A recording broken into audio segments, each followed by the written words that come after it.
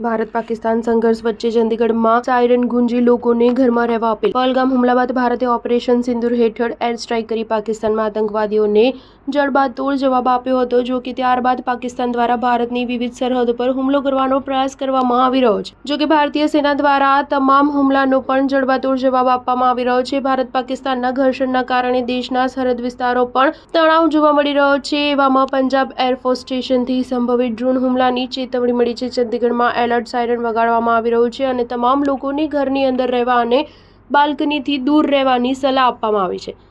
મોહાલીમાં પણ લોકો માટે એલર્ટ જાહેર કરવામાં આવી રહ્યું છે।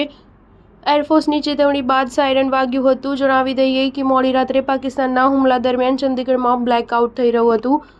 ભારત પાકિસ્તાન વચ્ચે ચાલી રહેલા યુદ્ધ વચ્ચે પંજાબની તમામ શૈક્ષણિક સંસ્થાને બંધ કરવા અને પરીક્ષા રદ કરવાનો આદેશ કરાયો છે। રાજ્યના શિક્ષણ મંત્રી હરજોતસિંહ બૈંસે કહ્યું કે હાલની સ્થિતિ જોતા આદેશ કરવામાં આવ્યો છે કે આખા પંજાબમાં તમામ શાળા, કોલેજ અને યુનિવર્સિટી સરકારી, ખાનગી અને ગ્રાન્ટેડ આવનારા 3 દિવસ સુધી સંપૂર્ણ બંધ રહેશે। ભારત પાકિસ્તાન વચ્ચે ચાલી રહેલા સંઘર્ષના કારણે સાવચેતીના ભાગરૂપે જમ્મુ કાશ્મીરમાં પણ તમામ શાળા, કોલેજ અને યુનિવર્સિટીને 9 અને 10 મેના દિવસે બંધ રાખવાની જાહેરાત કરવામાં આવી છે। સ્ટાર ન્યૂઝ 7 હંમેશા સચ્ચાઈની સાથે।